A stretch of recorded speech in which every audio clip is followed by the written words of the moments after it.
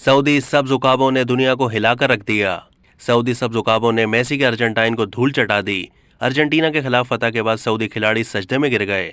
Saudi अरब की team, जिन्हें सब्ज उकाब का लक़ब भी दिया जाता है, इसने 2 मरतबा की आलमी चैंपियन टीम अर्जेंटाइन को हैरानकुन तौर पर 1 के मुकाबले में 2 गोल से हराकर तहलका मचा दिया। सऊदी खिलाड़ियों ने गोल स्कोर करने के बाद और फिर मैच के इख्तिताम पर भी सजदा किया। इस स्टेडियम में भी सऊदी तमाशाइयों की बड़ी तादाद मौजूद थी, जिन्होंने जीत के बाद रक्स किया, एक दूसरे को मुबारकबाद पेश की।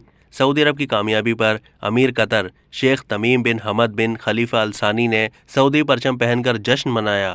सऊदी वजीर बराए खेल शहजादा अब्दुल अजीज बिन तुर्की अल फैसल भी ग्राउंड में बैठे अपनी टीम की जीत पर खुशियां मना रहे थे।